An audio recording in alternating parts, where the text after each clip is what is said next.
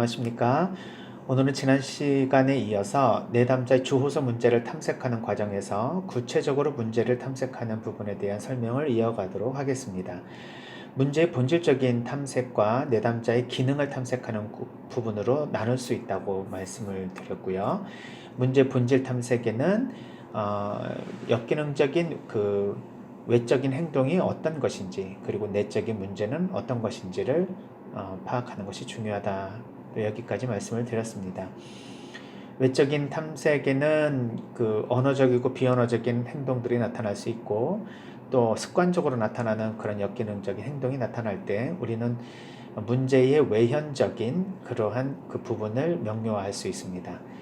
반면에 그런 외현적인 행동 이면에 내담자의 내면적인 문제들이 있을 수 있으니 그것은 상황을 어떻게 인지하는지, 또 어떠한 기억을 통해서 상황을 해석하는지, 자신의 가치 체계나 신념 체계가 있는 것은 무엇인지, 또 핵심적인 욕구와 기대로 인해서 어떤 핵심적인 감정을 가지게 되는지, 여러 가지 그런 상황에서 스트레스를 느끼게 되면 어떤 방식으로 자신을 방어하고 또 자신을 조절하는지, 이런 여러 가지 내면의 기능을 파악하면서 문제의 본질 탐색에 점점 가까워지게 된다, 이런 말씀을 드렸고요. 오늘은 이 문제의 본질을 탐색에서 좀 더 구체적으로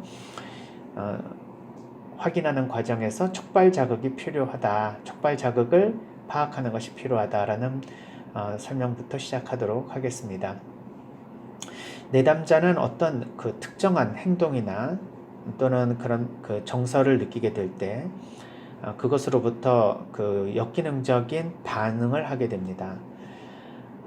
그때 반응을 하게 된 주변 상황이 무엇인지를 파악하는 것이 촉발 자극을 파악하는 것입니다. 이 문제 자체는 결국 내담자가 자신의 문제를 해결할 수 있는 실마리가 어디에 있는지를 알 수 있게 되는 것이죠. 예를 들면은 이제 저희 내담자 중에는 이제 불안을 호소하는 내담자들이 꽤 많이 있었습니다. 근데 이 불안을 해소하기 위한, 또는 불안을 줄이기 위한, 또는 불안과 함께 살아가면서도 일상을 잘 이뤄 나갈 수 있는 방식을 상담하는 과정에서 때로는 이제 불안을 줄이고 또 불안을 맞설 수 있는 여러 가지 심리 상담적인 과제가 주어지기도 하거든요.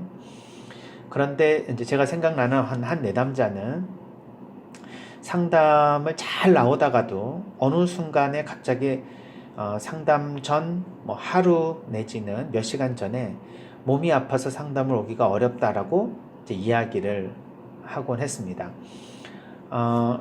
보통 그럴 수 있죠. 갑작스러운 일이 생길 수도 있고 몸이 아파서 못 나올 수도 있지만, 보통 불안을 호소하는 내담자가 상담 시간을 지키지 않거나 오지 못하는 경우에는 뭔가 그 상담에 대한 불편한 감정이 아마 개입되었을 가능성이 크다고 봐야 되겠죠. 이렇게 상담 시간에 빠지거나 아니면 늦게 오거나 이런 행동이 2번이나 3번 반복되면 분명히 그것은 내담자가 호소하는 여러 가지 문제들의 핵심적인 본질, 그 본질을 파악할 수 있는 창이 열렸다고 볼 수 있습니다. 저희 내담자 같은 경우에는 상담이 예를 들면 월요일이라 하면 주일 저녁부터 갑자기 몸이 아프고 잠을 자기가 어렵고, 그리고 잠을 자고 나서도 굉장히 피곤해서 아침에 일어나기 어렵다라는 그런 식으로 상담을 오지 않았습니다. 그 다음 주 상담에 왔을 때 그 상담 1주 전에 어떤 체험을 하기 때문에 상담을 올 수 없었는지에 대해서 이제 파악을 하는 시간을 가지게 되는데요. 그때 본인은 그냥 자기도 모른다, 왜 갑자기 주일 저녁에 속이 거북하고 그리고 잠을 잘 수가 없었는지 모른다라고 얘기를 했지만, 우리의 신체적인 반응은 결국 심리 정서적인 것에 대한 또 다른 표현일 수 있겠죠. 무엇인가 월요일 상담에 대한 불편한 감정이 올라왔을 것입니다. 결국 이것을 구체적으로 탐색하는 과정에서 내담자는 자신의 문제가 무엇인지에 대해서 좀 더 잘 이해하고, 그리고 그 문제가 다른 부분에 있어서도 어떻게 영향을 미치는지에 대한 모든 과정을 또 이해할 수 있는 좋은 시간이 되었습니다. 그것은 아무 때나 그런 상담이 있을 때 그런 그 신체화 증상이 나타나는 것이 아니라 제가 불안을 줄이거나 아니면은 불안을 좀 더 맞서 싸울 수 있는 그러한 그 불안 환자에게 사용되는 그런 심리 정서적인 과제들이 있거든요. 이런 과제들을 내줄 때 그 다음 주에는 꼭 그런 신체화 증상이 일어나는 패턴을 발견하게 된 것입니다. 아무 그 과제가 주어지지 않았을 때 편안한 마음으로 상담이 오다가도 과제가 주어진 그 일주간은 자신이 과제를 해야 된다는 책임감 또는 부담감이 생기게 되겠죠. 그러나 일주일 동안 그것을 충분히 하지 못한 내담자는 일주일 뒤에 상담자를 만나서 자신이 그 과제를 잘 이행하지 못했다는 것을 말할 수밖에 없었을 것입니다. 그러면 분명히 상담자에게 자신이 노력하지 않는 모습, 또 상담자가 자신에게 가지고 있는 기대를 좀 실망시킬 수 있다는 그런 불안이나 또는 그러한 불편한 감정이 들었겠죠. 그러니 그날 상담을 받으면서 상담자를 실망시키거나 아니면 자신이 이렇게밖에 할 수 없는 그러한 좀 뭐라고 할까요? 좀 자존심이 상하거나 아니면 기능하지 못한 그런 모습을 보여주기 싫은 그런 마음 때문에 결국 상담을 회피하는 결과로 이어지게 되는 것입니다. 저의 그 불안을 완화시키고 또 불안이 있음에도 불구하고 그것을 잘 이겨낼 수 있는 그러한 심리 내적인 저항성을 기르기 위해서 내주었던 과제는 그 당시에 하루에 30분 이상 걷는 거였습니다. 그런데 이 걷는 것을 잘 하지 못했을 때 결국 그 다음 상담을 오기가 어려웠던 것이죠.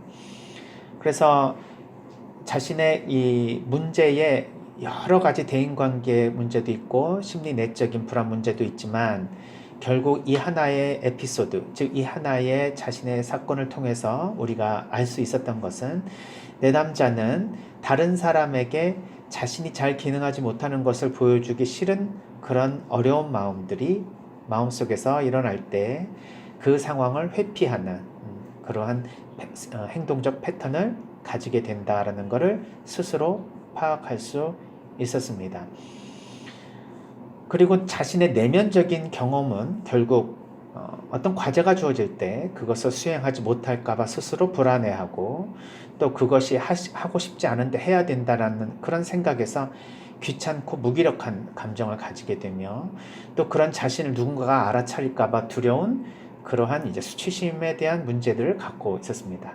그러니까 이 내담자는 자신의 내면 안에 자기 자신의 기능에 대한 효능감이 부족하고 자기 스스로 무엇인가 책임을 지지 못하는 것에 대한 두려움을 느끼고 있으며 자기 자신이 다른 사람에게 이런 모습을 보여줄까봐 또한 두려움을 가지고 있을 때 이것에 대한 대안 행동으로서는 다른 사람 앞에 자신을 드러내지 않는, 그래서 이유를 대고 핑계를 대면서 상황을 회피하는 행동적 패턴을 보이게 됩니다.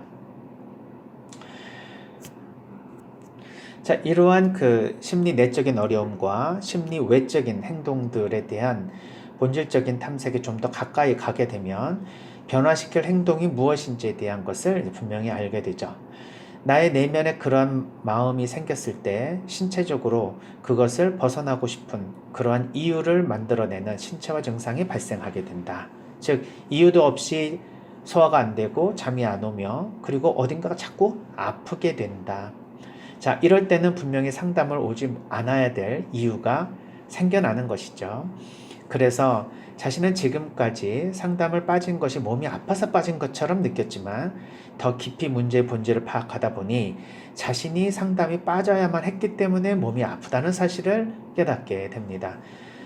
그 통찰은 이제 몸이 아파도 무조건적으로 상담 시간을 지키는 그러한 반복된 그리고 습관적인 대안적 행동을 함으로써 점차로 자신이 치유의 과정으로 넘어간다는 그러한 자기 확신을 하게 됩니다. 무조건 상담에 나온다는 것이 중요한 것이죠. 이것은 행동적으로 이전까지의 그런 습관적 행동, 즉 역기능적 행동을 반대로 함으로써 거기서부터 오는 심리 내적인 변화, 그리고 신체적인 변화, 그리고 실제로 행동적인 변화가 이루어지게 됩니다. 회피를 극복하면서 자신의 내적 심리적 문제를 동시에 해결할 수 있는 것이죠. 저는 내담자에게 무조건 과제를 수행하지 않았다 하더라도 상관이 없다. 과제는 숙제가 아니라 이렇게 하면 좋다라는 것에 대한 인지적인 그런 정보지. 그거를 반드시 해야 된다. 하지 않으면은 내가 기능하는 사람이 아니다. 이런 식으로 판단할 수 있는 그런 과제가 아니라는 것을 다시 한번 같이 이야기를 나누었고요. 과제를 하면 좋지만 안 해도 상관없다 하고 특별히 그 과제에 대해서 강박적으로 과제를 이행해야 된다는 그런 책임감으로부터 좀 자유롭게 해주었습니다.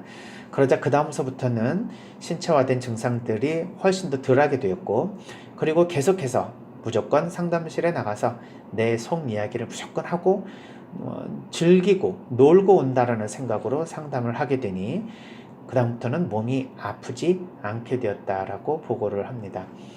물론 그런다고 해서 이제 새롭게 나의 문제가 해결이 되고 또 대안적인 그런 행동들이 습관적으로 나에게 학습되는 것은 아니겠죠. 그러나 이렇게 자기가 어떤 문제를 인식했을 때 무의식적으로 그 문제를 회피하려고 하는 그런 내적인 역동을 탐색하게 되면 앞으로 자신의 안에서 일어나는 수많은 스트레스 상황에서 자신이 이렇게 비슷한 방식으로 문제를 회피했다라는 것을 알게 되고, 그렇다면 이런 회피가 문제를 더 크게 만드는 것이지 해결할 수 있는 것이 아니라는 것을 또 탐색할 수 있게 되겠죠.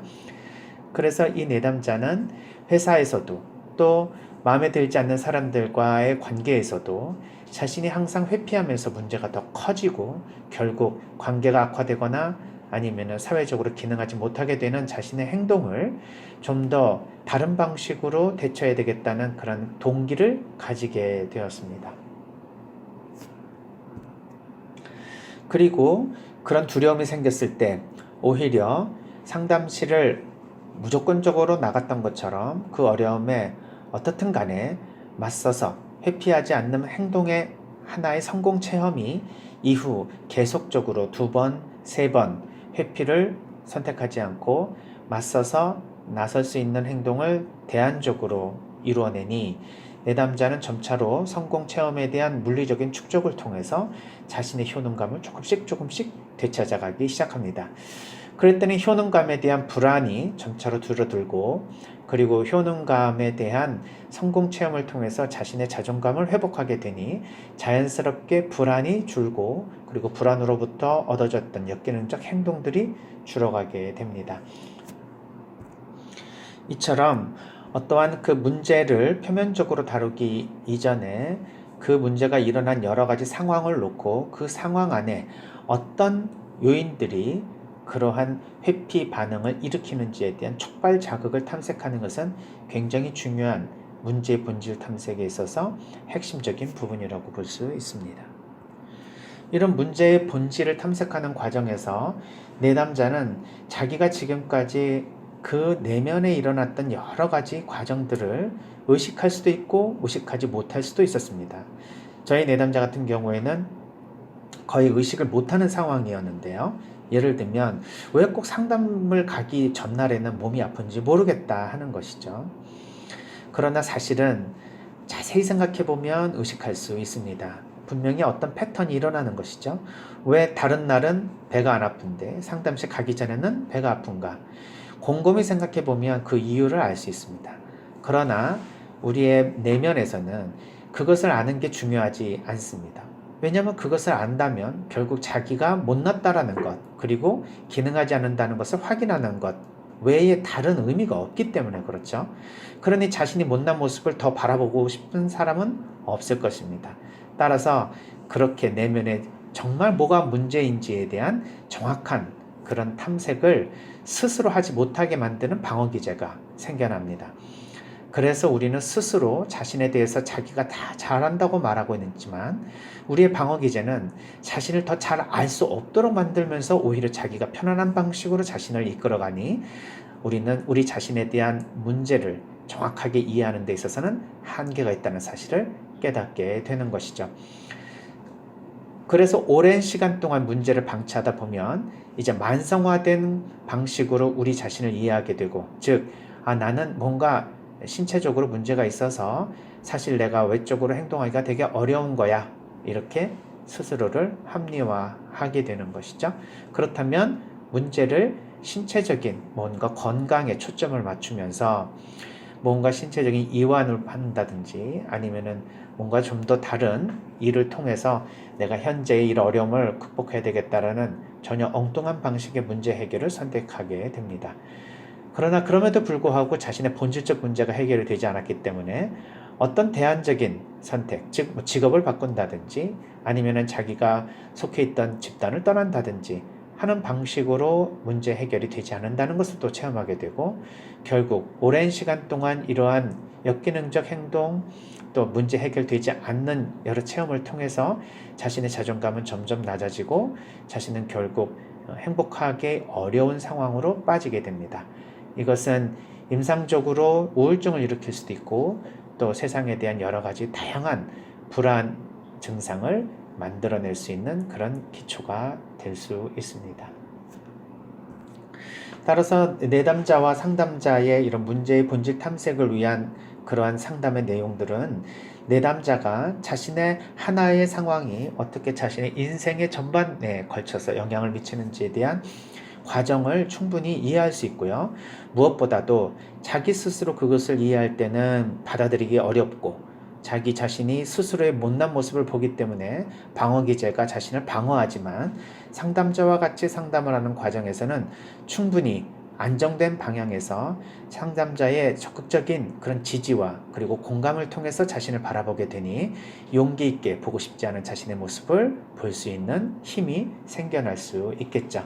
그렇다면 내담자는 바로 그런 통찰을 기반으로 자신의 앞으로의 더 나은 삶을 위해서 구체적으로 그렇다면 어떤 대안적인 행동을 해야 될 것인가, 대안적인 사고를 해야 될 것인가, 그리고 어떤 감정을 얻기 위해서 내가 노력할 것인가에 대한 좀 더 긍정적인 방식으로 자신을 이끌어 나갈 힘을 가지게 됩니다. 이러한 자기 자신이 자기 자신에 대한 통찰과 탐색을 수준 있게 하게 되면 결국 자신이 스스로의 문제의 해결의 원천이며, 상담자가 자신의 문제를 해결해 주는 것이 아니라 자신이 스스로의 문제를 해결해 나갈 수 있는 힘이 있다는 것을 깨닫게 됩니다. 그러면서 점차로 자신의 행동이 조금씩 변화함을 통해 자신이 나아가고 있으며 그리고 성장하고 있고 치유되고 있음을 확인하게 되죠. 결국 상담자는 내담자의 문제를 고쳐주는 사람이 아니라 내담자가 스스로 자신의 문제를 있는 그대로 바라보며 그 문제를 맞서 싸울 수 있는 또는 함께 지고 갈 수 있는, 적어도 역기능적으로 회피하거나 저항하지 않고 그것을 용기 있게 뚫고 나갈 수 있는 힘을 주는 사람이다, 이렇게 볼 수 있습니다. 만일 이런 구체적인 그런 문제 행동에 대한 탐색이 이루어지지 않게 되면 내담자는 스스로 자신의 문제를 다양한 방식으로 파악해 볼 수 있는 기회를 잃어버리게 되는 거죠. 즉, 한 가지 방식으로만 생각하는 해석을 강화시킵니다. 즉, 나는 몸이 아프니까 상담에 가기가 되게 어렵다라는 그냥 하나의 관점만 가지게 되지, 그것에 대한 더 근원적인 그리고 더 다각적인 시각을 갖기가 어렵다. 그렇다면 내담자 스스로 자신의 문제를 해결할 수 있는 기회가 주어지지 않게 되는 것입니다. 따라서 내담자의 그 어떠한 행동이라도 그 행동은 결국 내담자 내면의 여러 가지 문제들에 대한 원인과 그런 결과의 모든 과정을 확인해 볼 수 있는 그러한 이제 기회가 열렸다. 그것을 알려주는 신호가 왔다, 이렇게 볼 수 있겠죠. 자, 구체적인 탐색은 현재 문제 상황과 비슷한 과거의 문제 상황을 탐색하면서 첫 단추를 끼울 수도 있습니다. 즉, 이러한 그 회피 반응을 계속해서 이루어내는 것은 과거에 문제 상황에 처했을 때 비슷한 방식으로 자신이 행동했던 것에 대한 연속적 과정일 수 있겠죠. 그래서 내가 어릴 때 또는 학생 때 또는 뭐 몇 년 전 이렇게 과거의 어떤 특정 사건에서 이런 회피 방식이 자신이 문제를 해결했다라고 생각하는 정도로, 물론 그것은 역기능적이지만 그래도 일단은 해결한 것처럼 느껴질 수가 있겠죠. 거기서부터 시작이 되었다면 우리는 그때 첫 번째 이러한 문제 행동이 생겨난 그 요인을 유발 요인이라고 표현합니다. 만일 어렸을 때 부모님으로부터 야단을 맞을 것 같은 느낌이 오면 그 상황을 도망가는 방식으로 자신을 방어했다면, 그때 그 상황을 벗어나니 그때만 피했으니 부모님으로부터 야단을 맞지 않았다. 그래서 피하는 것이 결국 문제에 맞서는 것보다 훨씬 자신에게 도움이 되고 유리하다라는 그러한 생각을 하게 되었던 첫 번째 환경 또는 그때의 사건, 이것이 유발 요인이겠죠. 이것이 계속해서 지속되면서 바로 지금 여기에서 자신의 비슷한 상황에서 같은 행동 방식으로 이어지게 될 때, 지금 여기에서 주어지는 자극은 촉발 요인, 과거에 그것을 처음 시작하게 만들었던 것은 유발 요인, 그리고 유발 요인과 촉발 요인 사이에서 이러한 행동이 계속해서 강화되면서 지속적으로 그 행동이 이어지게 만들었던 강화 요인, 요 세 가지 요인 분석을 하게 됩니다. 이것은 상담자가 하는 것이 아니라 상담자와 내담자가 같이 이 문제에 대한 탐색을 하면서 무엇보다도 내담자가 자신의 과거가 지금까지 이어오는 모든 과정에서 어떻게 영향을 미치고 있는지에 대한 전 과정을 이해하는 과정에서 내담자에게 도움이 되는 분석이라고 볼 수 있습니다. 이렇게 유발 요인과 강화 요인을 통해서 현재 촉발 요인에 이르기까지 자신의 문제와 연결된 여러 상황과 자기 자신의 상호작용의 전체의 맥락을 짚어보는 것은 내담자가 스스로 자신의 문제를 이겨낼 수 있고 그리고 대처할 수 있는 힘을 가져다주는 굉장히 중요한 동기를 부여합니다. 그리고 이런 유발 요인과 촉발 요인 사이에 강화 요인이 있어서 쭉 이어질 수도 있고요. 아니면은 유발 요인으로 인해서 과거에는 그것이 생겨나서 그때만 이루어졌고 끝났지만 어느새 갑자기 요즘에 와가지고 그런 비슷한 체험을 또 하게 된다면 왜 그때에 끊어졌던 체험이 지금 다시 활성화됐는지에 대한 여러 가지 또 분석을 해보게 되죠. 그것은 주변 상황에 예전에 어떤 그런 유발 요인이 생겼다 하더라도 그것을 이겨낼 수 있는 사회적인 지지가 있었을 때, 즉 내가 뭔가 누군가와 함께 내 속마음을 터놓고 이야기할 수 있는 친구들이 있었다. 그렇게 되니 결국 상황을 회피하지 않는 방식으로 잘 기능하다가도 요즘에 와서는 누군가가 나를 도와주거나 내가 누군가에게 의지할 수 있는 상황이 아니게 될 때 다시 예전에 생겨났었던 그런 회피 반응을 하게 될 수도 있겠죠. 따라서 왜 그때는 문제가 되고 문제가 되지 않았지만 지금 또 문제가 되는가, 뭐 이렇게 약간 이제 끊어진 상태에서 이렇게 계속 연결되지 않는 이런 문제들에 대한 분석은 또 그 사이에 여러 가지 요인들을 또 확인해 볼 수가 있습니다. 그래서 문제와 더불어서 자신의 내적이고 외적인 그런 자원이 있었는지, 또 사회적인 상황은 어땠는지, 또 사회적인 자신을 지지해주는 지지체계가 있는지 등과 같은 여러 가지 요인들을 분석을 해보면서 자신의 행동과 감정 그리고 생각이 어떤 방식으로 지금까지 나의 삶에 나에게 영향을 미쳤는지를 파악하게 됩니다. 이러한 전반적인 파악은 문제 본질을 탐색하는 데 굉장히 중요한 과정입니다. 마지막으로 내담자의 이제 기능을 탐색하게 되는데요. 이것은 내담자의 이제 그 심리 내적인 그 문제를 탐색하는 데 있어서의 수단, 즉 내가 자기 자신을 바라볼 수 있는 능력이 얼마나 있는가 하는 정신적인 기능을 의미합니다. 자아기능, 정신기능, 성찰기능 이렇게 세 가지로 나눠서 정신치료학회에서는 내담자의 기능을 탐색하는 것이 중요하다고 얘기하는데요. 자아기능은 상담자와 관계 형성을 잘 할 수 있는지, 즉 내담자가 어떤 사람하고도 친밀한 관계를 갖기가 되게 어려운 상황에 있다. 그런데 그럼에도 불구하고 상담자와는 관계 형성을 잘 할 수 있는가? 이건 되게 중요한 것이죠. 다른 사람과의 관계가 잘 되지 않는 사람이 상담자와 관계 형성을 잘 할 수 있는가? 네, 그렇습니다. 왜냐하면 다른 사람은 위험한 제3의 인물일 수 있습니다.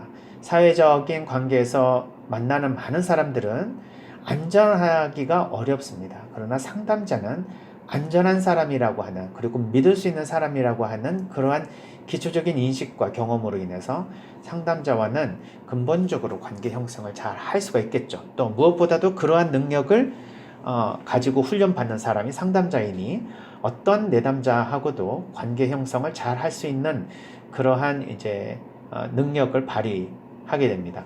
그렇지만 이제 내담자가 그것을 받아들일 수 있는 그 토양이 되지 않으면 관계 형성이 어렵게 되겠죠.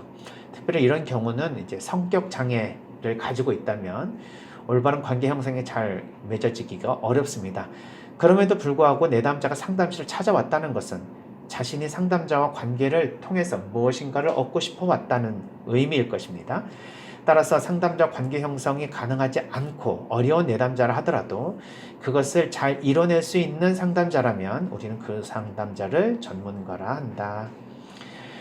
그러나 내담자가 얼마나 관계 형성을 잘할 수 있는지에 대한 자아 기능을 파악하는 것도 되게 중요합니다. 또 상담에서 경험하는 감정을 견딜 수가 있는 능력이 있는지를 확인해 봅니다. 상담에서는 여러 가지 감정들이 일어날 수 있는데요. 이 감정을 견디기가 어려워서 감당할 수가 없다면 상담을 하기가 되게 어렵겠죠. 현실 지각력에 대한 손상은 없는지, 예를 들면 조현병을 앓고 있다면 환각, 환청, 또 망상이 현실 지각력을 방해하게 되겠죠. 또 충동 조절 능력이 안 되거나 만족지연, 이런 여러 가지 가장 기초적인 인간의 그 자기 통제 능력이 없으면 결국은 이제 내담자에게 있어서는 이 상담 치료가 가능한 것인지 아니면 약물 치료를 받아야 되는지에 대한 여러 가지 탐색을 다시 한번 해봐야 될 필요가 있습니다. 또한 이제 그런 자아 기능은 어느 정도 갖췄다 하더라도 자기 자신의 내면을 탐색할 수 있는 정신 기능이 제대로 갖춰져 있는지 이것을 보는 것이 되게 중요합니다. 예를 들면은 아까 말씀드린 저희 내담자인 경우에는 정신 기능이 되게 좋았습니다. 그래서 자기가 아팠던 그러한 그 상황이 자신 내면에는 어떠한 마음이 무의식적으로 또는 어떠한 감정이 자신도 모르게 순간적으로 스쳐 지나가 그러한 문제가 발생하게 되는지에 대해서 깊이 있게 성찰할 수 있는 정신 기능이 아주 좋은 내담자였습니다. 따라서 자신이 의식하지는 않았지만 좀 더 깊이 생각해 보면 조금이라도 그 실마리를 찾을 수 있는 그런 정신 기능, 이것을 확인해 보는 것이 좋죠. 또한 성찰 기능은 이제 메타인지라고 볼 수 있는 자신을 객관화하고 대상화할 수 있는 능력입니다. 만일 나라는 사람이 내 자신이 아니라 남과 같은 제3자 입장에서 놓고 그 자기 자신을 파악을 해본다면 결국 내가 나를 바라보는 것이 아니라 내가 제3자 입장에서 나를 바라보는 그런 능력이라고 볼 수 있겠죠. 이렇게 자신의 행동, 생각, 그리고 여러 가지 대인관계에서 일어나는 일들을 내가 객관적으로 바라볼 수 있는 능력, 이런 것이 가능한가, 자신의 성찰 기능에 대한 탐색이라고 볼 수 있습니다. 자, 이러한 그 기능 탐색, 본질 탐색을 통해서 내담자의 구체적인 문제가 파악이 되면 이제 상담자는 이 문제를 통해서 내담자가 이 상담에서 가장 필요로 하는, 그리고 가장 핵심적으로 다뤄야 되는 문제를 특정하게 됩니다. 그리고 나면 이 내담자는 어떤 사람이다, 그리고 어떤 문제를 가지고 왔다, 그러니 어떤 방식으로 치료하거나 어떤 방식으로 상담하면 되겠다 라는 전체적인 상담의 계획이 세워지게 됩니다. 우리는 그것을 사례 개념화라고 말합니다. 동글동글